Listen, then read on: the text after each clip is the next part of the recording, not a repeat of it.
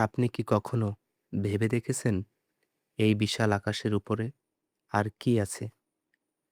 আরশে আজিম, যা আল্লাহ তাআলার সৃষ্টির মধ্যে সবচেয়ে বড়, সবচেয়ে মহান। কিন্তু এই আরশ দেখতে কেমন? কি দিয়ে তৈরি? আর কতটা বিশাল হতে পারে, যা আমাদের কল্পনার বাহিরে?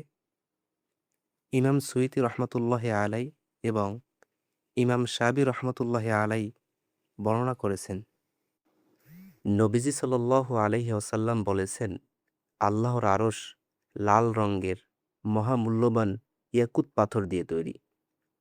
ভাবুন একবার, কতটা সুন্দর, কতটা জ্যোতির্ময় হতে পারে এটি। একবার একজন ফেরেশতা আরশের বিশালতা দেখে অবাক হয়ে গেলেন।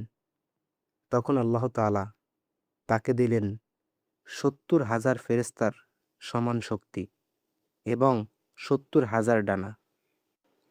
এরপর তাকে বলা হলো, উড়ো। ফেরেশতা উঠতে শুরু করলেন। দিনের পর দিন, বছরের পর বছর। কিন্তু শেষে তিনি যখন ফিরে তাকালেন, দেখলেন তিনি আরশের তুলনায় এক চুলও এগোতে পারেনি। সুবহানাল্লাহ! তাহলে কল্পনা করুন এই আরশ কতটা বিশাল হতে পারে।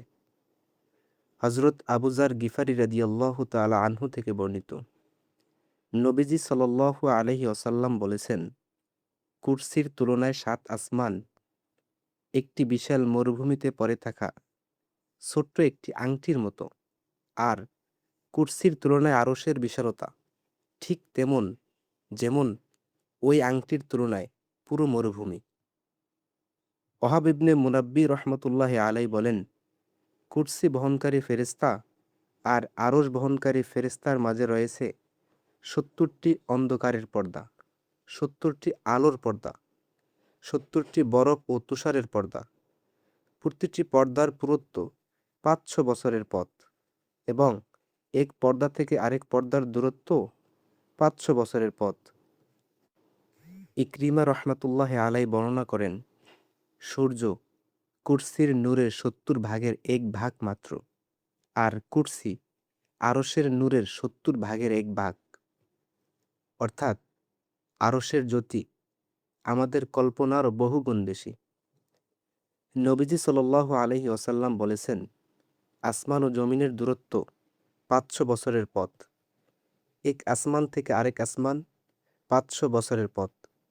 প্রতিটি আসমানেরও পুরুত্ব ৫০০ বছরের পথ।